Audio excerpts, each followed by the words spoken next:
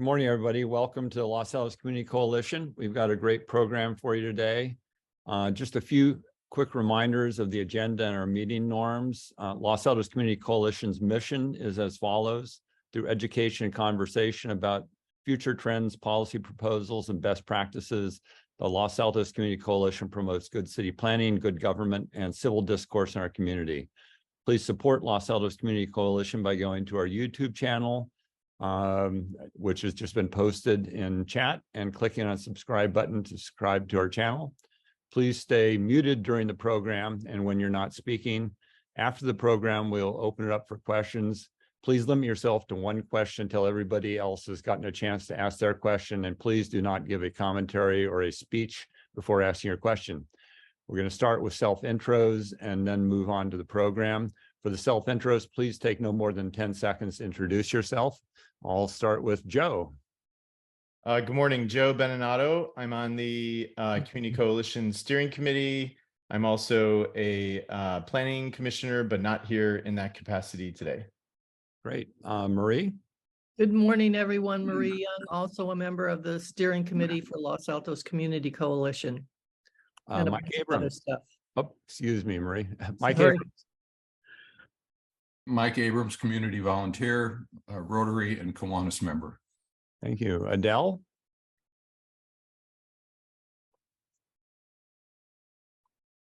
You're muted, Adele. Okay, Adele Hennig. I'm with the Assistance League of Los Altos. Thank you. Robin?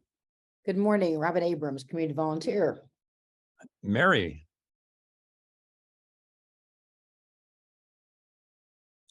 Good morning, Mary Proctor, property owner, past council member, realtor, etc. Thank you. Good morning. Thank you. Scott? Good morning, Scott Hunter, Executive Director of the Los Altos Village Association. Thank you. Hey, Kim, Scott. if I could interrupt just for a moment. Adele, I just wanted you to know we can all see your screen, and you might want to turn that off. So I don't know what's on there, but just want to make sure you know that. Go ahead, Kim. Sorry about that. Okay. Jenny? Jenny Lear, Los Altos Women's Caucus. Thank you. Sue? I'm Sue Russell, League of Women Voters and Los Altos Affordable Housing Alliance. Thank you, Sue. Belinda? Belinda Chung, owner BK Collections, longtime downtown merchant. Thank you. Janine?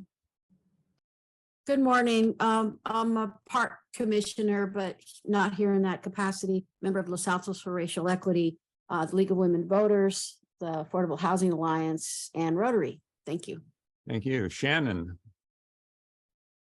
Did we just lose Shannon? There's Shannon. I'm here. Sorry, my dog was about to start barking. Shannon Geary, former LAVA staff, currently Los Altos Community Investments. Morning. Thank you. Nadja? Good morning, Nadja Jackson. I'm program officer at Los Altos Mountain View Community Foundation. Okay. Roy? Roy Lane. Matt? Matt Conti, Bayview Development Group. We're a property owner and a local office tenant. Thank you. Bill? Bill Shepard, you there? Yep. Bill Shepard, Los Altos Community Voices Steering Committee. Okay. Vicky? Morning, Vicky Reeder, Los Altos Stage Company, Los Altos Women's Caucus, and the American Association of University Women. Okay. There's an iPhone 7 there. I don't know who that is. You want to introduce yourself?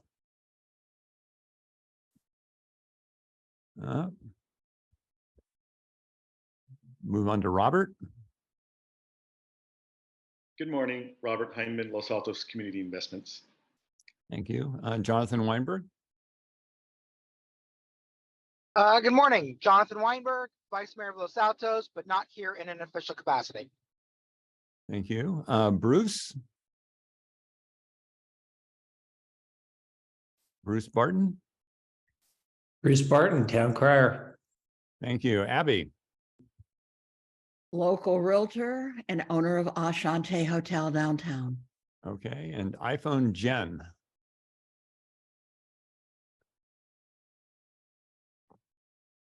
Well, she may not be there. Okay, so thanks for all the self-introductions.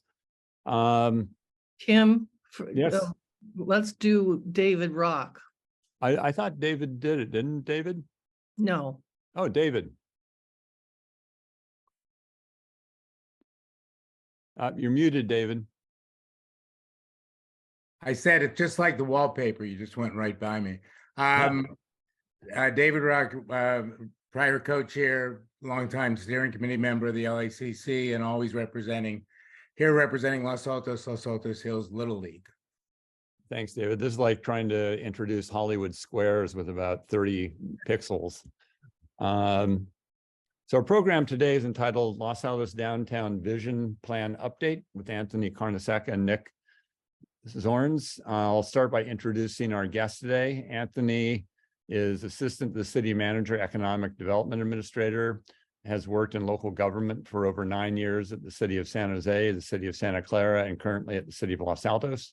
During his time at Los Altos, Anthony has served as a liaison for Los Altos businesses to guide them through city regulatory processes, research and analyze administrative and operational policies, programs and projects, drafted agenda reports to present to the City Council, and provided outreach to a number of external organizations on behalf of the city. Nick Zornes is Development Services Director at the City of Los Altos, joining the city in May of 2022. Nick is leading the team creating and implementing Los Altos' housing element and many other things. Nick has been an environmental planner with the Nebraska Department of Environmental Quality, helping build water infrastructure across the state, planner for the city of Dana Point, California, planner for the city of Encinitas, where he was part of the team that obtained the city's first certified housing element in over 2 decades, overcoming several land use challenges and regulatory barriers. Most recently, he was planning manager for Riverside County. Prior to his work in the public sector, Nick worked as a planning consultant and with the construction industry as a project manager. So please join me in welcoming Nick and Anthony. And I'll turn it over to you two if you have a presentation before we get into questions and answers. Anthony, Nick? Yep, I'll take it away. Nick is mainly here in an advisory setting. So I'll probably do most of the presentation, and then if questions are specific, I wanted to make sure Nick was here to answer them.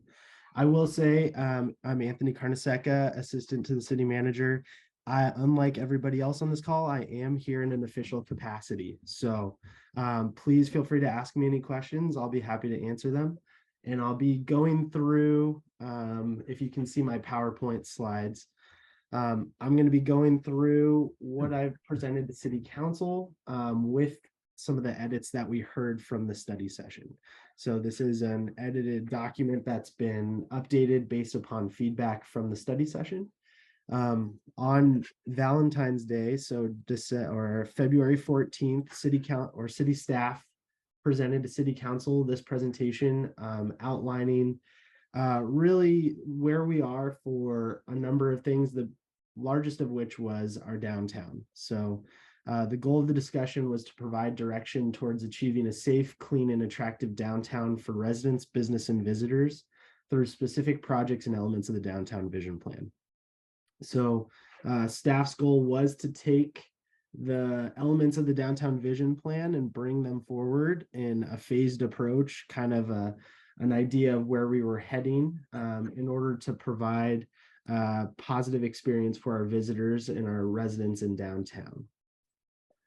The downtown conditions. So it doesn't make sense to have a roadmap of where we'd like to go unless we look at where we are now.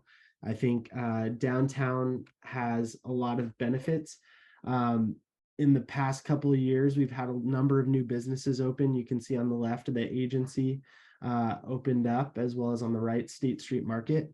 I will say, looking at other downtowns of similar size and location, we do have a good amount of businesses that have stayed on through the pandemic. So when I look at kind of our vacancy rate, where we are compared to other cities, we're definitely in a good position. And I will say that is in large part to new businesses coming on board as well.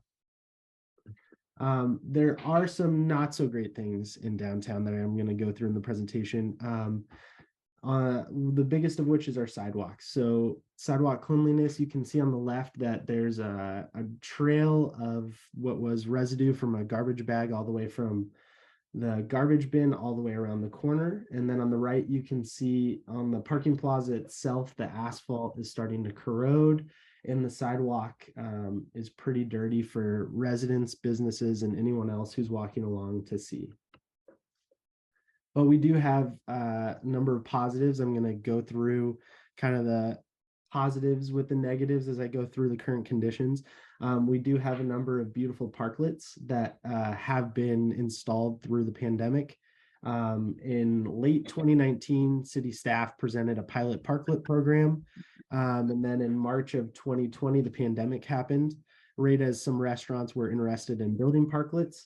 And then we did open streets where we shut down the streets for the summer of 2020. And then for the past 3 years, we've had our temporary COVID parklets in place. And at this point in time, city staff is meeting with all the restaurants, property owners downtown to discuss parklets and creating a modified version of that permanent program to come back to them for approval and review. The one thing that we do want to make sure is that we find a solution to some of the issues that we've recognized with parklets. On the left, you can see that we've had these barrels that were generously donated by a winery up in the North Bay through a connection of a property owner who's on this call. But it's been about 3 years. And so these barrels are starting to see the wear and tear on the top. As you can see, this one's broken in. And then we do have some tent structures and some other issues that can't be in place for a permanent program. And then Veterans Community Plaza are predominantly the biggest open public space that we have within our downtown. It's beautiful in the springtime when we get the new flowers put in place by our maintenance crews and the flowers put in place by the Village Association. But on the right, you can see that at the Veterans Day event, I believe this was 2021, it was really difficult to see with the lighting. So as much as we have this community space for events, when it comes to the nighttime, it's a little difficult with the lighting.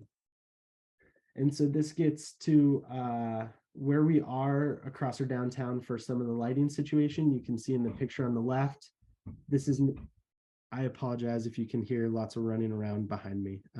This is morning activity time. But the picture on the left is on 2nd Street next to Rustic House. You can see that some of the tree lights are on and some of them are not on the same block. And then on the right, you can see that the parking plaza has completely different lighting depending on which side of the pistache trees you are on. So inconsistent lighting, especially with lighting heads. I will say as an update to this presentation, I believe that this one has been removed. One of the only older versions of the lighting post that's been put in place, but through downtown, there are different lights with different color hues. And so creating consistent lighting through the downtown will provide a benefit to our residents and businesses.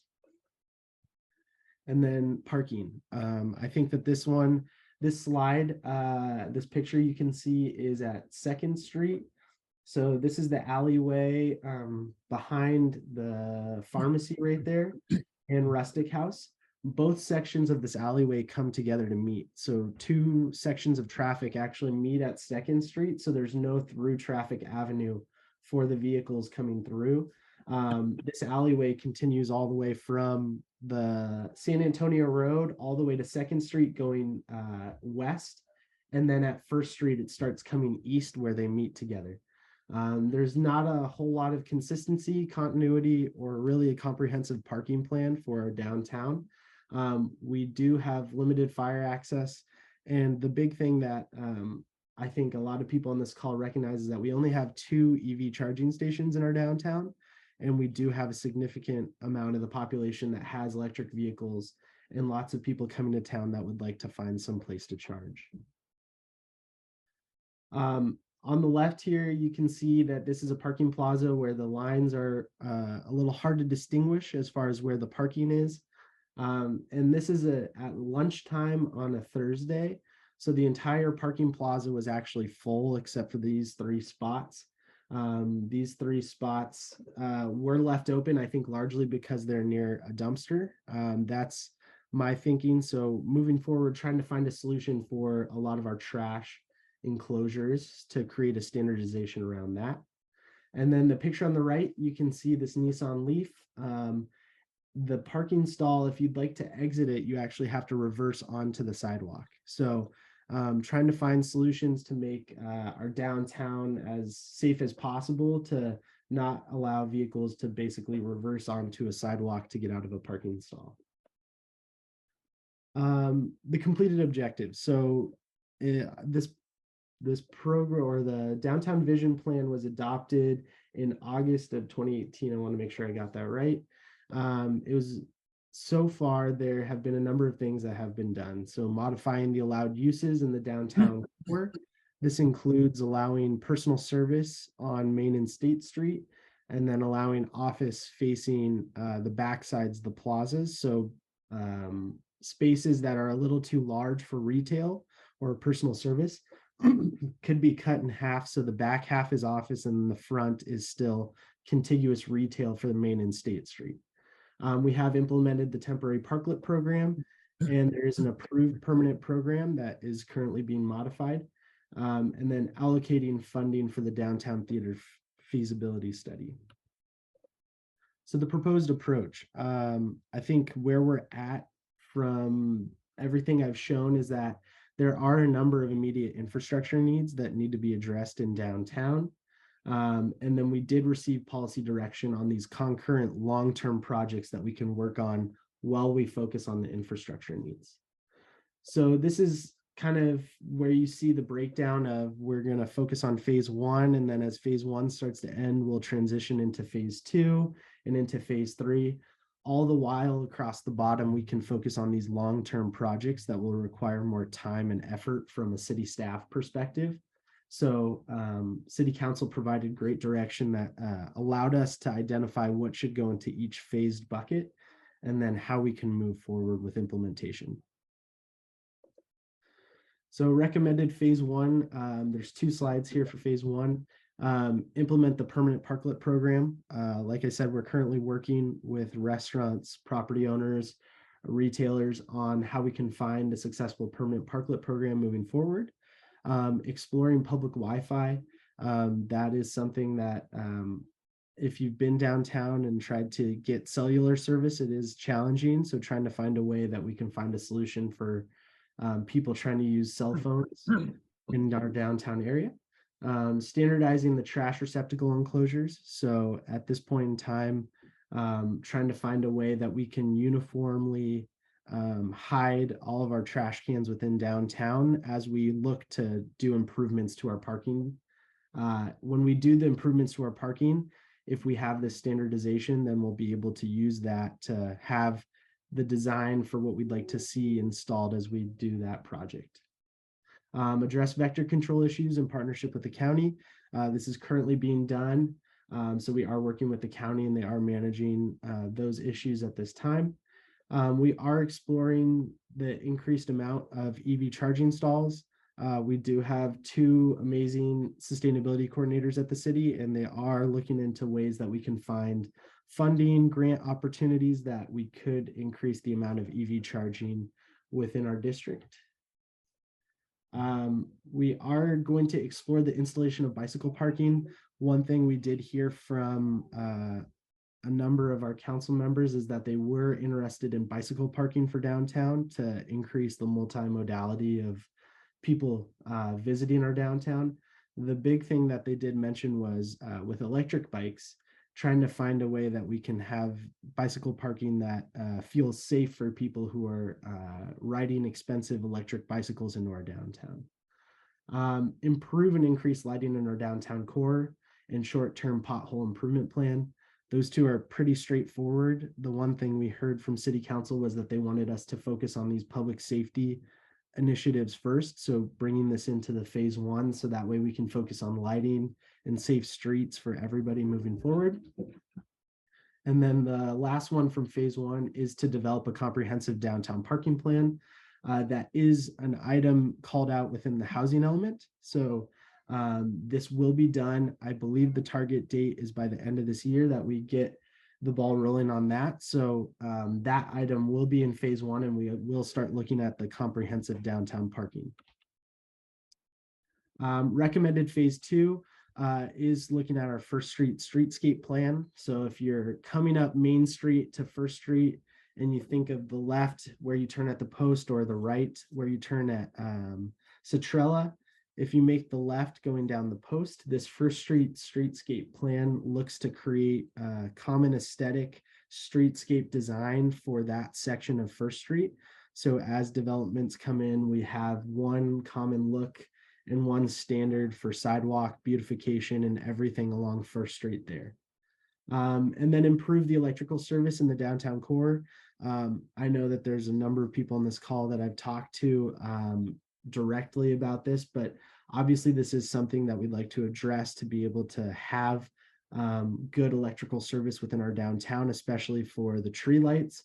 I know that the tree lights add a very unique aesthetic for our downtown, and something that I always hear from visitors. So finding ways that we can make sure that that is here for years to come. And then recommended phase 3, improve wayfinding signage. A lot of this is based upon the fact that if things change within our parking plazas, within the downtown, we get more EV charging in one location. We have more temporary loading zones, things like that, making sure that we have good signage that can direct visitors to where they need to go. Because at this point in time, we do have the little orange peas around town if you look at the top of the street signs for parking, but finding ways that we can make sure people know where certain actual plazas that have things that people are looking for can be found. And then install activity nodes for community use. One of the big items from the downtown vision is looking at ways to activate public spaces. So taking what could be just a corner and finding a way to make it an activity node, something that really spurs activity within that corner and allows people to utilize it more than just waiting to cross the street. And then a downtown safety and circulation study.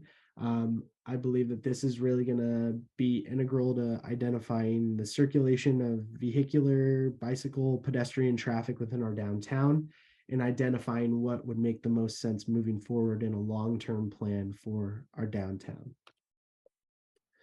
And then concurrent long-term projects. This is kind of the direction that we've heard from City Council based on that meeting.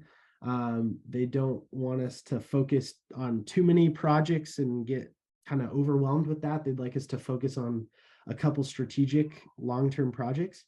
The first is the downtown theater, which is currently being worked on by the working group, where they will be proposing, they will have a presentation to City Council the first meeting of March, I believe, where they will be going over the results of the feasibility study. And then the second one is a green spacer park. So for our downtown, finding a way that we can have more communal activity nodes. A big element of the downtown vision is common space that can be utilized and programmed for different events. So for the Art and Wine Festival, for the farmers market, for all these different activities, finding ways that we can create a community space that can be utilized for more events.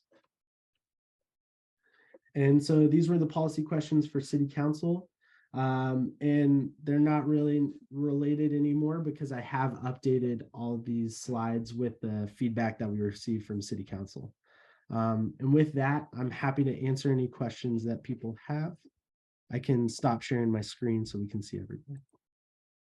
Great. Thank you very much, Anthony. Really appreciate it. I have a few questions to ask, and then we'll turn it over to everybody who's here for any questions they may have.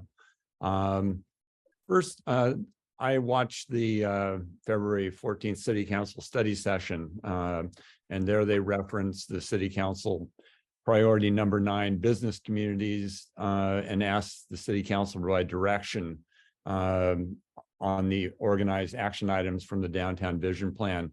To what extent might Los Altos business districts other than downtown benefit from actions being taken to advance the downtown vision? For For example, phase one proposes installing public Wi-Fi. Might the city look also at installing public Wi-Fi in other Los Altos business districts? So that's a great question. I think that the one unique part about a lot of our shopping districts, I would love to bring up a map of downtown, or of Los Altos. But if you imagine San Antonio and El Camino, we have Village Court Shopping Center, which is all private resident or private land. So it's all commercially owned. And then as you come down to downtown, that's mostly publicly owned, as well as the private real estate for the commercial businesses. And then you head down Foothill and you head towards Rancho Shopping Center, which is all privately owned. And then Loyola Corner is publicly owned space, as well as the commercial land. And then at the southern part of Los Altos, we have Lucky Shopping Center and Woodland Plaza, and then Foothill Crossing, which are both privately owned. So for the most part, we have 7 shopping districts within Los Altos, but really 2 of them, Loyola Corners and downtown, are the ones where the public or where the city is really heavily involved with owning a significant portion of the land within that area. So for downtown, we are looking to try and create a public Wi-Fi system that I think could be beneficial for downtown, but it definitely could be replicated at some of these private shopping districts if the property owners were interested in working with the city on trying to do a similar solution for the private shopping areas. Great, thanks. Related to that, it's clear we have cellular issues throughout Los Altos with the various carriers. Seems that public Wi-Fi wouldn't be necessary or might not be necessary if we had adequate cellular coverage. Is there any way for the city to reach out to AT&T, T-Mobile, and Verizon to improve cellular coverage in the city? So I'm going to jump on that one, Anthony. So the city is in receipt of several improvements to existing and future proposed cellular projects or installations, really. I think everyone on this call is fairly aware. We had several legal issues regarding wireless, so that's why there haven't been sooner improvements that have been made in the city. So that, and I mean, I can even attest to that as driving into work, is I actually have signal driving down San Antonio now. I did not have that for the first 6 months of employment. We still don't have any cell service here in City Hall, so that's an interesting one, especially when the power goes out and our phones operate on the internet. Yeah, so that's going to be kind of a slower paced, you know, and at the rate of what the carriers are wanting to do, but they are very well organized and they will continue to submit accordingly as they're allowed to by federal law. And so the one thing though that's important for people on the call to realize is that that the cellular service, although there's some folks that do utilize their phone for a hotspot and so on and so forth, there are individuals that, you know, that's not going to really be a strong enough connection where Wi-Fi provides them a little bit more, especially if folks want to work from a remote location in downtown Los Altos and sit in front of a coffee shop that doesn't really have strong enough private Wi-Fi from their own establishment for their, you know, patrons to be able to utilize in the public realm on the sidewalks or in Veterans Plaza or maybe one of these potential new activity nodes. So that's what a downtown Wi-Fi deployment will actually allow for. And there's a lot of cities that have actually had really great success with that in regards to improving access to things that are obviously only accessible on the internet these days. Great, thank you. Next question. The city of Los Altos has in the past been criticized for developing studies and plans that are never implemented. I appreciate the city has already implemented several recommendations from the Downtown Vision Plan, are now advancing it, and it seems like you're turning that notion of plans just being shelved on its head. During the February 14th study session, it was noted the city is now not only implementing the Downtown Vision Plan, but also as part of this process, advancing several other plans, including the Complete Streets Master Plan, the Climate Action Adaptation Plan, and the adopted 6th cycle housing element for 2023 to 2031. I wonder what's it like to try to integrate all these plans and identify what in one plan you can move forward with that won't potentially interfere with advancing elements in another plan? So realistically, between the complete streets, the climate action, even our recent VMT policy, and also the housing element, actually all four of those somewhat already are intertwined. It's really more so about us kind of playing the Tetris of what from each document can be kind of achieved collaboratively together. Now, see, that's the funny thing is like there's going to be certain things like in the climate action plan that you're not going to fully check that off the box. The climate action plan, you never really almost do it fully each item. They're always going to be somewhat of an ongoing item because that's a long-term thing that has to constantly be improved. And where though the Complete Streets Master Plan, that then talks to very specific projects that also helps accomplish multiple of the various goals and programs that are in the Climate Action Plan. Additionally, that's also something that speaks to specific programs or actual developments that will occur from what is allowed in the housing element. So a lot of them already somewhat are integrated. It's just about us actually making sure that we review each of them to see if there's additional, I would say, improvements to be able to integrate into each individual project.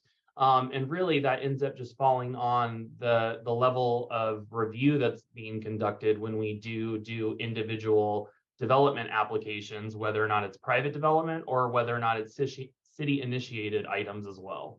So it's really going to be kind of a holistic approach to all of those. But as well as inevitably the city needs to update our general plan as well, which then would take all of these subsequent documents and roll them into the general plan together to make sure that they're all being addressed accordingly.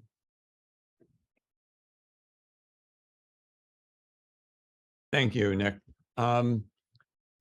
Phase 2 of the proposed timeline includes developing a comprehensive downtown parking plan as part of the adopted housing element. And the city is committed to prepare a new parking plan and update citywide parking regulations by December 24. Anthony, you referenced that was going to start or will be implemented later this year. Is there any clearer sense of when actually you might be going out with RFPs or what the process is to get that going? I think at this point in time, after council direction, we moved it obviously into phase 1 with that timeline for going to be completed by the end of next year. I think at this point, Director Zornes can correct me if I'm wrong, but I think we're trending towards summer, hopefully putting something out to later this year, really finalizing what it's going to look like. So then we can get the plan running by the end of this year. Great.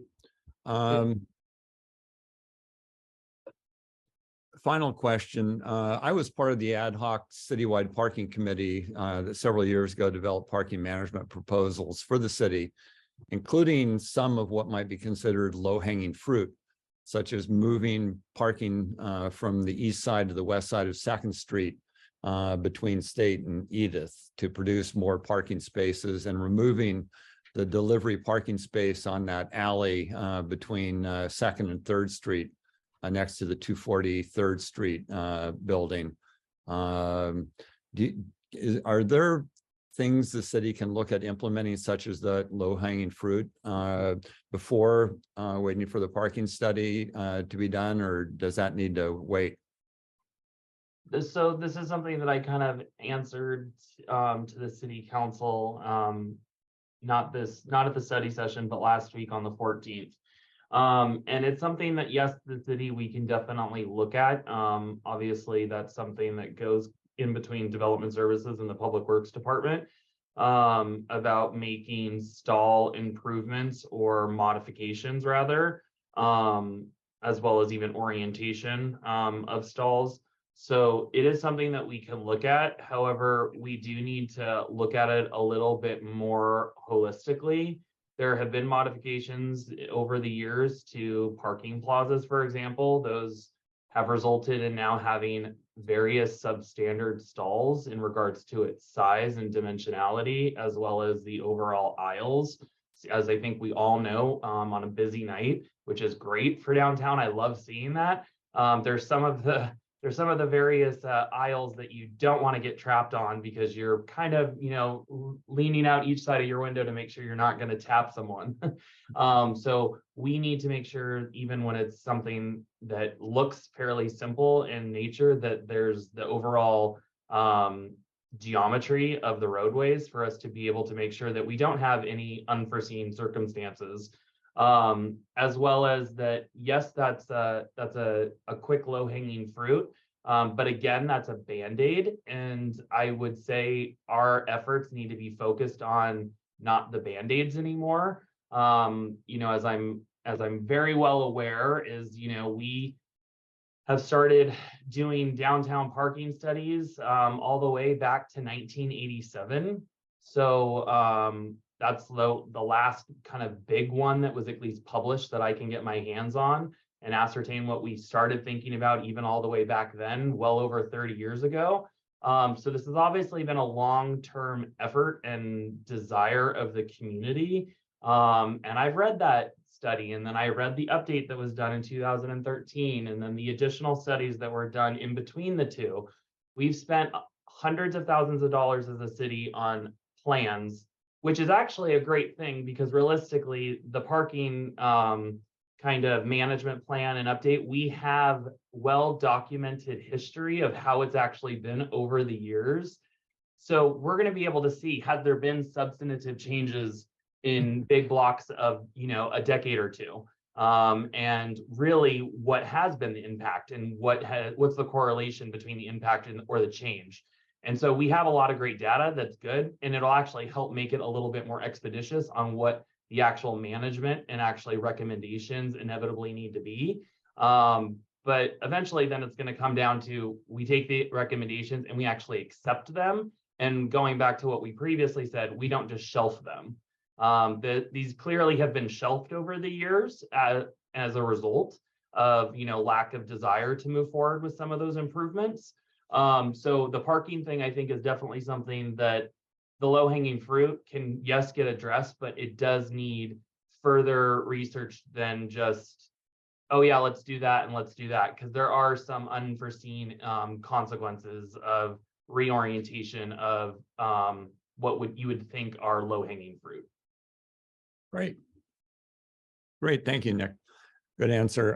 Those are my questions that the steering committee had put together beforehand. So anybody that has a question, please raise your hand. And again, no long preambles. David, I'll start with you. You had your hand up first. Yeah, Nick, it's distressing to hear that you read those plans through 2013, but didn't mention having read the 2016 Citywide Parking Committee plan. 9 volunteers spent 2 years and over 400 hours working on them. They were approved 7-0 by the Planning Commission in total, with no objections, no corrections, no revisions. And then they were unfortunately blocked by Mr.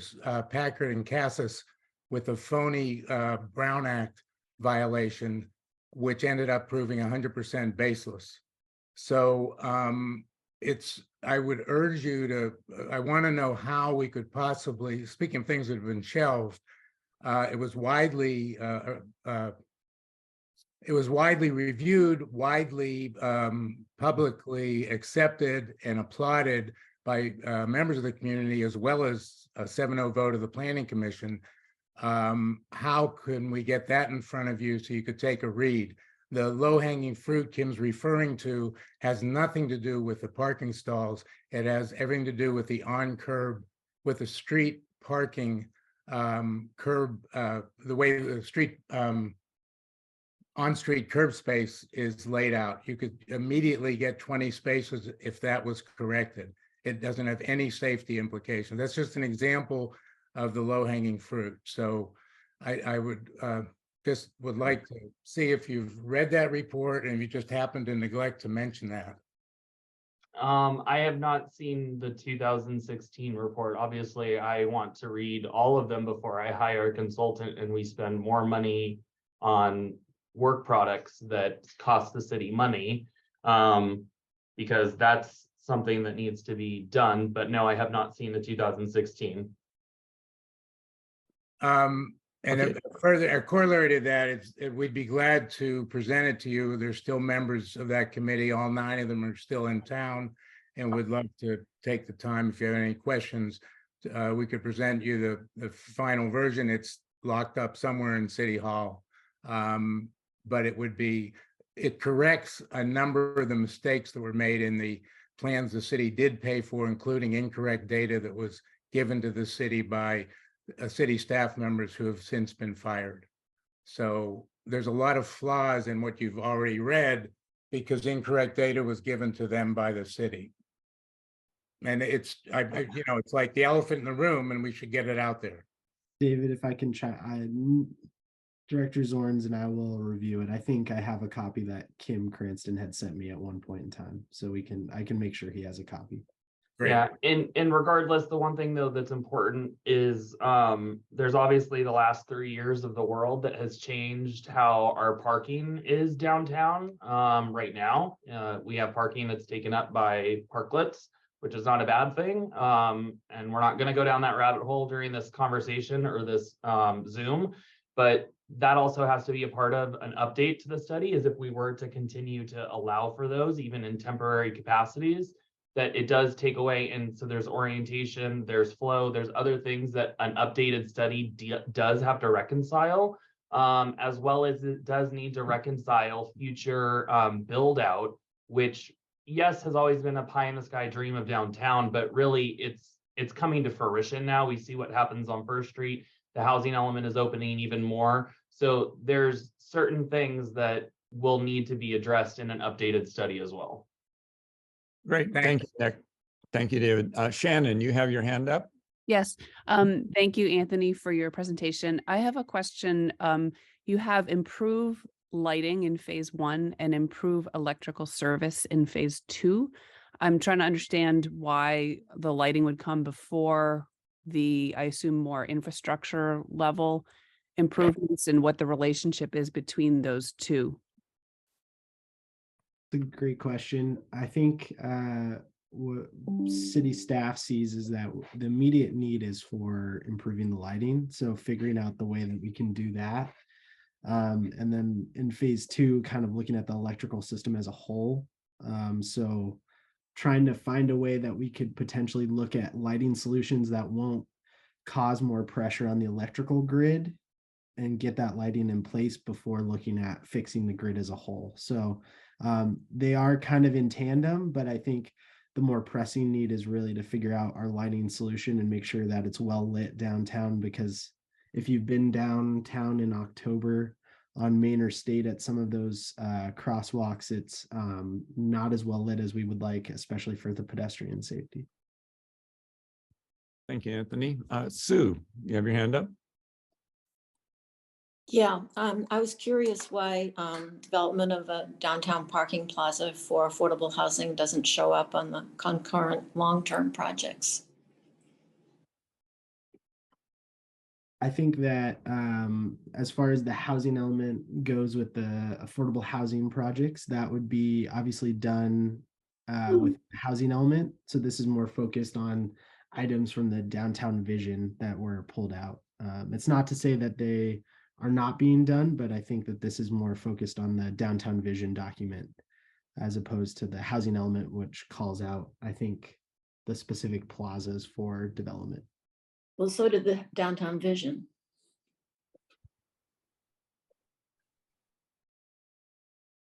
I have the downtown vision with me, my handy dandy copy, so I'll take a look. Thanks. Marie. Anthony, I noticed that you have a new title, Assistant to the City Manager. What does that mean for your job responsibilities, especially vis-a-vis your business development responsibility that was, I understood, to be your main focus before the change of title? Yes, so I do have a new job title, assistant to the city manager. I think my job functions, I still will be doing economic development, but I will also be working on more of the operational side and administrative side of the city with a number of things. So I've had, I think, 3 study sessions in the last 2 months with city council and spent a lot of time with them going through items that aren't necessarily economic development related, but they're more on the operational side of the city, focusing on commissions and lots of other exciting things. So I'll still be focused on serving as a business liaison. And as always, I know all the people on this call. I'm always happy to meet individually or in a group with anyone. So I'm not going anywhere. I'll still be very active within the community for economic development needs. Thank you, Anthony. Jonathan, you have your hand up? Yes, I do. Thank you. I was going to wait till the end of the meeting, but just to follow what Marie said, this is not just a change of title for Anthony. This is an actual promotion. It is a well-deserved promotion, and congratulations. Thank you. Thank you. Congrats, Anthony. I hope you have time to do it all. Any other questions? Please raise your hand if anybody has any other questions. I did see a question in the chat and about, I think it was from Bill Shepard about plaza activity nodes. And so I just wanted to kind of read the section from the downtown vision on activity nodes. The vision imagines flexible spaces that can serve a variety of purpose, such as a small event space for live music, art exhibitions, a fire pit, or other interactive activities. I don't know how the city feels about fire pits in public spaces, but I will say that the flexible event and activity space is kind of what we're targeting. So finding ways that we can create a more interactive area within some of our build outs and our public spaces within downtown. Great. David, you have your hand up. Yeah, just one final thing that I hadn't mentioned earlier about parking. We're the only city from Los Gatos all the way to Burlingame, I'm pretty sure, that does not prohibit deliveries between 11 and 2. And because of that, all of the restaurant delivery, all the vendors love coming to Los Altos, parking their big trucks, using up the very spaces that should be used by residents and shoppers who want to shop and also eat in the restaurants. And that's a low-hanging fruit that's just so easy to do. So I urge you to take a look at that. I think we're still the only city that allows those deliveries between 11 and 2. Some cities restrict between 11:30 and 2. Okay, thanks. Janine, you have your hand up. Thank you. This is a question for Anthony or anybody that wants to answer. I made a comment about this at the city council, but I wasn't sure I got what I wanted to hear. I want to bring up the topic of Lincoln Park. The question is this: it's so close to downtown. It, for many activities, is an extension of downtown. It's a place where people from downtown often go to either eat or do things.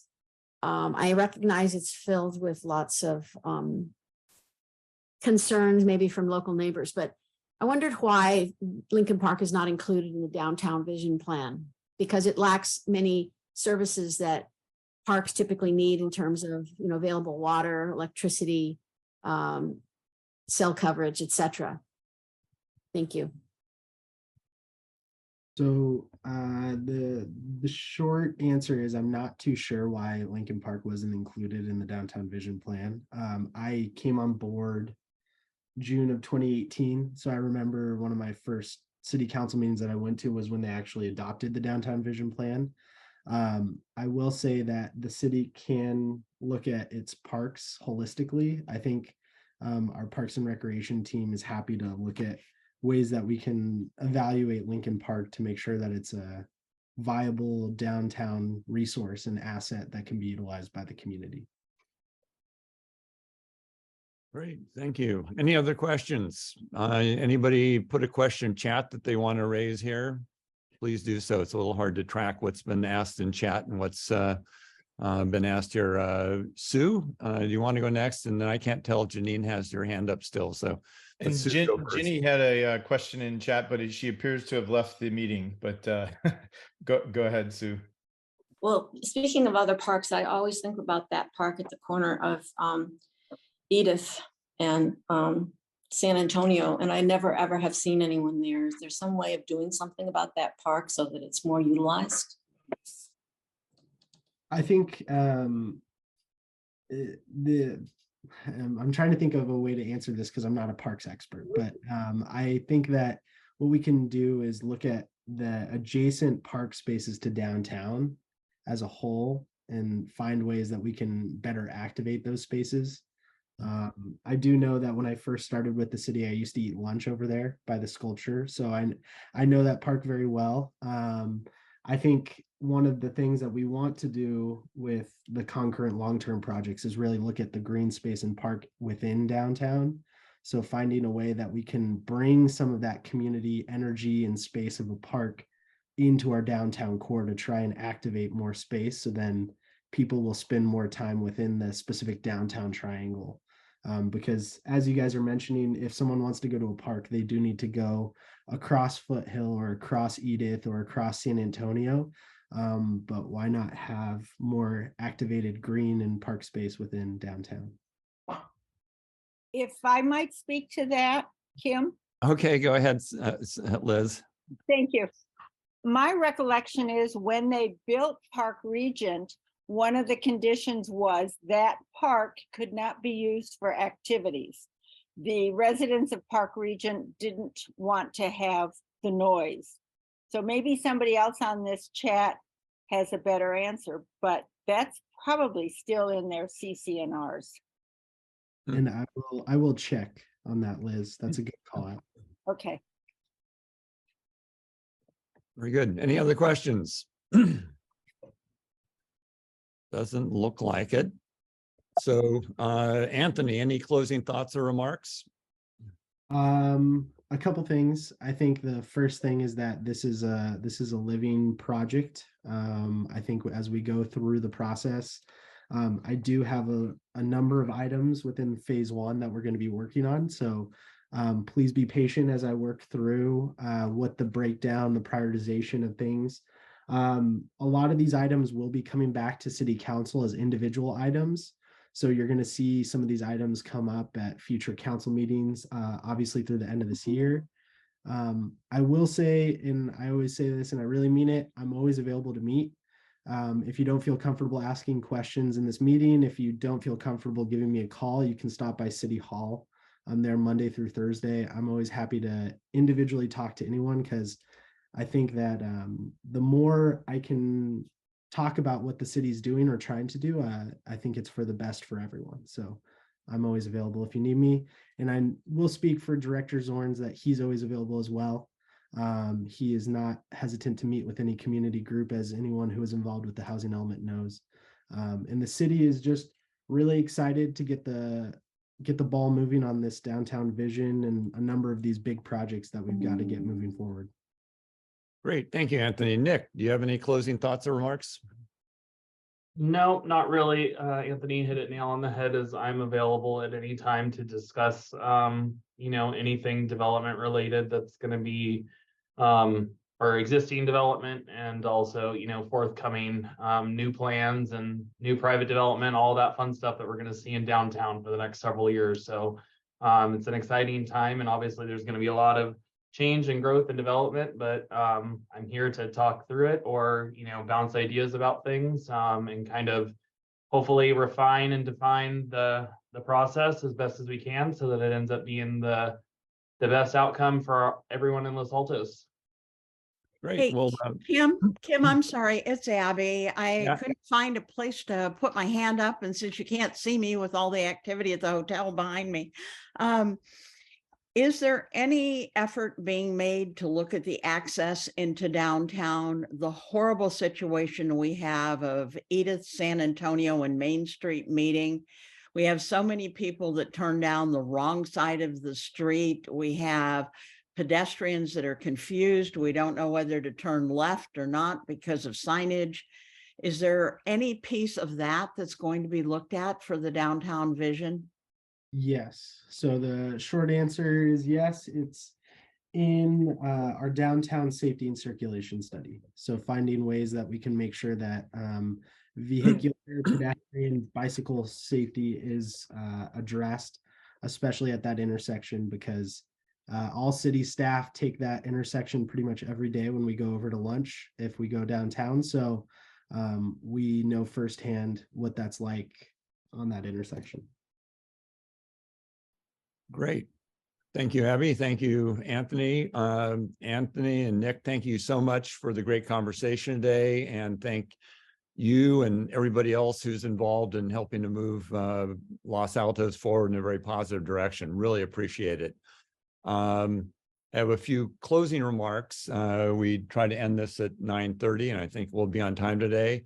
Our next meeting will be Friday, March 10 from 8:30 to 9:30. Please join us for an introduction to new City Council member Pete Daly. Should be a good session. If you'd like to be added to the LACC mailing list, please send an email to info@losaltoscommunitycoalition.org. I think that address has just been put into chat. A big thank you to Los Altos Mountain View Community Foundation for providing LACC with financial and in-kind support. And as always, our thanks to Larry Barron for all he does to help us make videos of these sessions available on our YouTube channel. And again, please subscribe to that. Again, a big thanks to Anthony and Nick. Silent hand clapping here. Great discussion day. Looking forward to seeing you all in a few weeks. Have a great weekend.